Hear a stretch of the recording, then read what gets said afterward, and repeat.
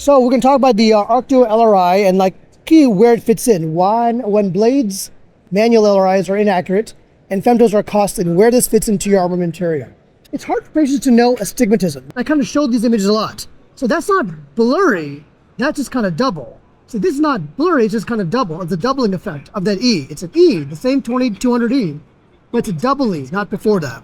So that they get it. Okay, yeah, so there's a problem called astigmatism. It means one eye after surgery, one we're doing surgery on, we'll see double. People think that astigmatism is not important. I showed the picture of this to patients. 0.75 diopters of SIL. This is 1.25 diopters of SIL. Now, typically, these are too low for a toric to treat. So your basic lens will give you this option. Your basic cataract surgery, Joe Schmo insurance, Medicare does this. But we have an option of doing this. See the difference there? There's some advanced technology I can do to get you from here to here for distance. Like, oh, I get it. So that's how you explain astigmatism, not like this. And this is like a big deal. If you're driving glare and halos, imagine all your femto patients, all your multifocal. So especially when you have a premium patient and you're not using a femto, what can you do to make them happy? Because this will be a problem for you after surgery. We think, and I'm guilty of this too, that 0.5 to 1.25 diopter SIL is, no one cares, it's small, they can handle it. Not these premium patients and not most patients. But more importantly, patients will actually pay to go from here to here. So now that's a big market out there. Most of your patients have SIL that a toric lens cannot treat. Most of your patients have, over half, have a diopter of SIL that's candidate for LRI. Now, LRIs have been around for a long time, but they fell out of favor because we're using hand blades to do it, and we're not accurate at it. We're not deep enough, we get too deep, perforate. We don't make the curves long enough, not symmetric enough. And then when we are bad, we think our results are bad, and we say, yeah, this is crap technology, it's not gonna work. It does work, but our instruments were not good. So that's where this kind of fits in here. If they want to get too intricate, like how does LRIs work? I mean, I kind of explained the thing, like, you know, it's falsies and apple pies. When you slice and have the holes, it deflates. So actually your cornea is too large, some lumps on it. If you cut, it deflates the lumps. So what I'm doing is I'm using precise instruments to smoothen your eye and give you sharper vision. So I don't worry about blades and cutting and relaxing, that's too technical. Just precise instruments to smoothen and sharper. So the current limitations for what we're thinking about LRIs, so it's low cost, low tech, some little line I make with the diamond blade, it could perforate the cornea, I don't like it. Accuracy, precision, reproducibility is not consistent. It requires nomogram setup, which it's all resistant to.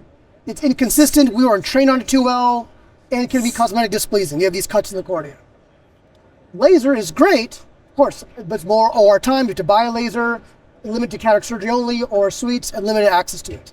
The good thing about the LRI thing, about ArcDUO is you can do this in the office. So it changes your whole range. Post-operatively, you have someone who has 0.7 diopter of SIL post-op, you put it on the slit lamp and do it on the patient post-operatively. Or even for someone a year who's standalone. So the ArcDUO is this device here. It basically has a suction on the eye. You have these pre-calibrated 15, 30, 45 degree templates. You put it on the eye. You can choose your axis, and you can play with it over here. Choose what axis you want, 45 degrees, 60 degrees. You can choose how you want to do it, temporally, superiorly. And then these two little blades here, you'll go right on the eye, twist, and you're done. Suction off. You put on the eye, twist, you're done. So it takes a couple seconds to actually do this thing here. You can choose 9mm or 10. I typically use 9. And you can choose 15, 30, 45, 60 degrees for it. That's the base from it. As we said over here, it pushes on the eye. It stays on the eye because there's a small suction, so your technician just holds suction on. Do it, release suction, you're done. If you're like me doing manual RI, you're always worried about going too deep, right? Because it's like, what if I puncture? What if I perforate? What if? This thing is designed for 600 microns. It's not going to perforate the cornea. And if you wanted to, you just pull it gently. It's not going to perforate the cornea at all. Like, we've done hundreds of these, it's not going to do that. So, and you have complete control. Because it can't, it's a guarded blade. It cannot go deeper than it needs to go. Patient can't move their eye while you're operating on them. Oops, I'm sorry. No, it's suctioned onto the eye. The eye can't move. There's nothing that's going to happen to it. It's not going to go too deep because these blades are stuck.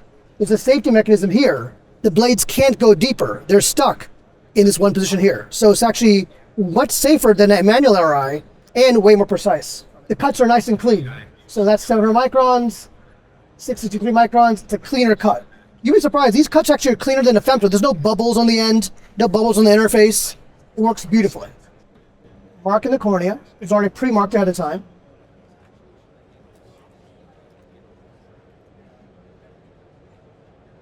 You're laying these templates, however you want, 45 degrees, 15 degrees, 30 degrees.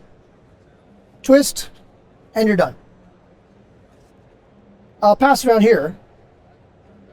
And then these are the clean cuts you got. So if you try out there, you can't even see this cut. Femtos, you can see the LRIs, bubbles everywhere. Here it's a perfectly clean cut. You can open them, not open them. You can open them after if you want to, but great device to use. This is not a niche product. This is the majority product. The majority of your astigmatism patients are candidates, both price-wise and cylinder-wise. That's how we treat astigmatism. Low levels, not femtos and torics all the time. Like we're missing out. We're not denying those patients, but when you have this much SIL, you have a smarter option for the patient and for yourself.